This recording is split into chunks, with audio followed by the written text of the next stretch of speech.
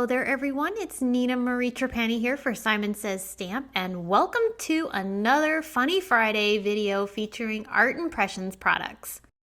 In today's video, I'm going to be using some of the Art Impressions gift card envelope and gift card holder dies, but we're not going to be making a gift card holder today. Though you could use this to hold a gift card, I am intending this project to be a treat holder. With Easter right around the corner, it's the perfect excuse to give somebody a bit of chocolate. So whether you're going to tuck this into an Easter basket or use it as a sweet little table setting for an after dinner chocolate, I think this is the most darling way to gift some sweet treats to somebody. When we share a Funny Friday video, we love to have the project have a little bit of whimsy and charm, something that makes you giggle. So this project is going to be a little bit different because we're going to actually be die cutting from felt to make it fuzzy and cute. And then I'm also going to add the ever adorable Google eyes to the project to add to the funny element. The sentiment too is also quite humorous. Here for the chocolate. Yes, please. So let's dive on into the project and see the products that we'll be using first.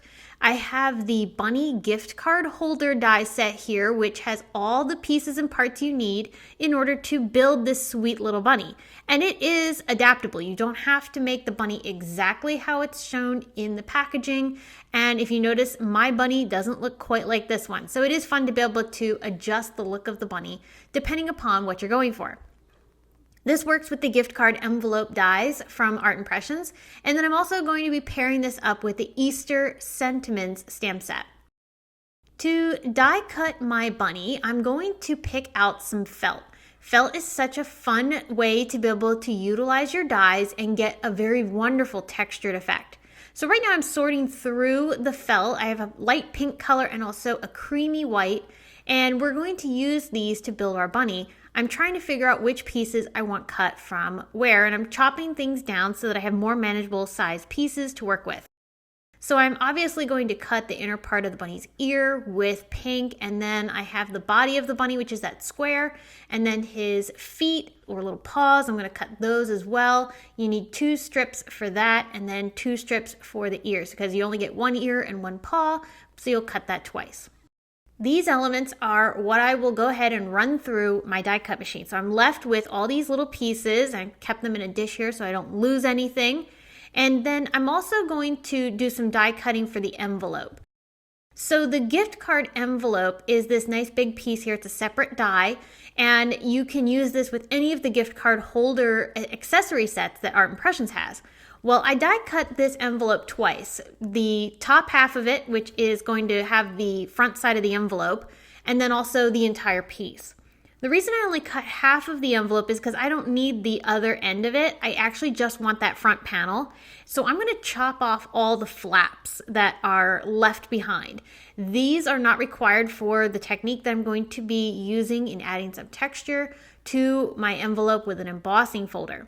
I just want the panel that's going to be the exact same size as the front of my envelope.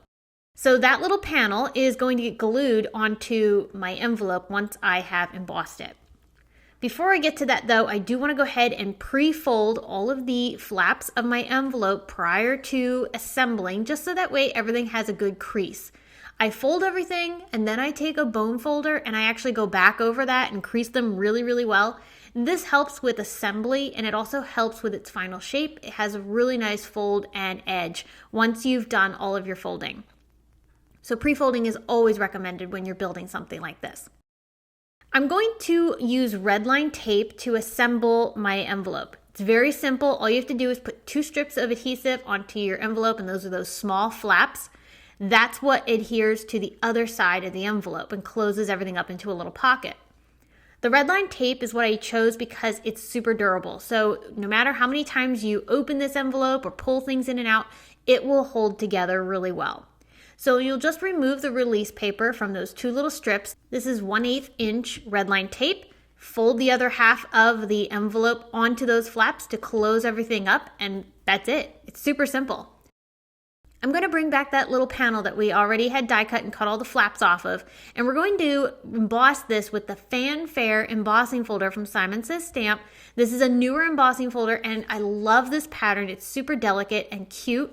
I'm going to put my cardstock inside of that and run this through so I have that beautiful texture now embossed onto that panel, which is now the same size as the front of my envelope.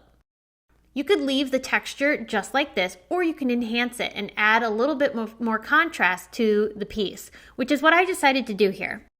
I'm going to bring in Zest, which is a Simon Says Stamp ink, and I have it in the cube form just because it's small and easy to work with instead of the larger pad, which would pretty much be the same size as this panel.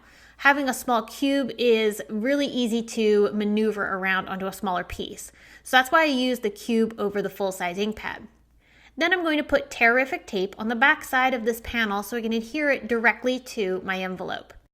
I'm just going to line this up along my glass mat with the envelope itself so that way I have everything lined up perfectly. Now we need to add our bunny and start building everything. So this bunny panel is quite large and it can cover a good portion of this envelope, but I decided I wanted to actually create the effect as if my bunny was peeking up from the bottom of the envelope. So I actually don't want to use the entire piece of the bunny's body. Instead, I'm going to adhere this to the project, leaving a good little portion, not quite half of it, hanging down from the bottom of my envelope. There's no exact measurement for how you want to have your bunny hanging down from this piece. We're just going to chop off a portion of it so you can eyeball it and decide how much you want to have hanging off of your project. Then you just chop off that excess, and then you can glue the ears of the bunny onto the project. I'm using Simon Says Stamp craft glue. This works really nice for adhering the felt together. And I'm just putting those ears a little bit below the top edge of that felt piece because we're going to also add a bow to the bunny. And so that'll hide where those pieces are overlapping. I need something that the bunny can look like it's peeking up over. So I did use a little strip of pattern paper that I had in my stash that I glued along the bottom. Then I started gluing the inner ears to the bunny as well. You don't need a ton of adhesive for this felt project. The craft glue holds really, really well. I'm gluing the little paws of the bunny down along the bottom and I'm overlapping them with that pattern paper strip, which you could use glitter paper, you could use regular cardstock, doesn't matter. I just thought something fun and colorful down at the bottom would be cute. So I glued those paws down and now it's time to add the bow. So these three pieces are what you use to build the bow for the bunny. And I think it's super cute. It's also very simple to adhere together. I'm going to put the strip that runs across its head along where the ears and the body meet up. Then once I have that band attached, I can start assembling the other half of the bow. So the center of the bow layers on top of the bow itself. And I'm going to give it a little fold so that way it has some lift off of the project. And then I can apply a little bit of adhesive right in the center of the bow so I can glue it directly onto that purple band. I'm not putting any glue on the edges of the bow, those little ends that are sticking up, because I want to make sure that it has some lift. I also cut the nose and mouth of the bunny from some pink cardstock, and I'm going to glue this directly to my bunny. The pink color really looks nice against all of the other colors we've got going here. I've got lemon chiffon for the yellow, lavender for the purple, and then this is coral berry pink cardstock from Altenew. The other two colors are from Simon Says Stamp. The cherry on top of this project are the sweet little pair of googly eyes that I added to the bunny because you gotta have something funny and cute for a character this darling. So I glued those onto the project and I love how the eyes move now whenever you turn the piece. It just makes it extra cute and extra fun. So that's the special finishing touch for this little cutie.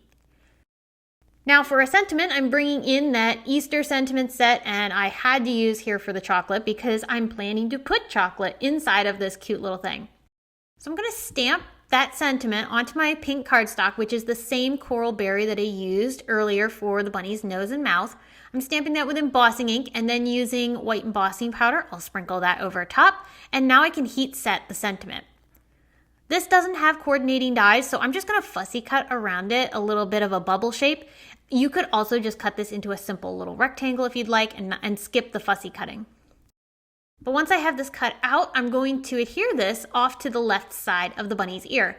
And I want to make sure that it has some dimension, so I'm using a couple strips of foam tape, layered on top of each other to get a little bit of lift off of the bunny itself.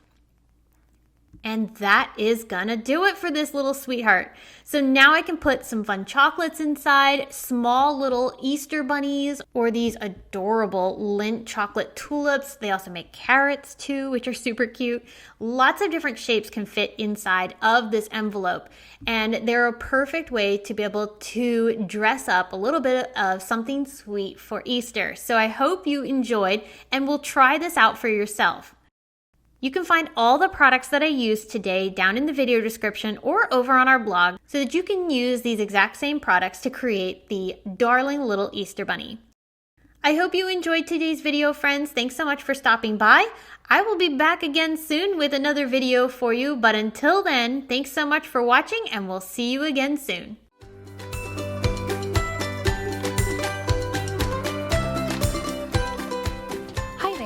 I'm Heidi, Simon's mama and founder at simonsaysstamp.com. Thank you so much for watching our video. If you like what you just saw, be sure to press the thumbs up and subscribe to see more great content.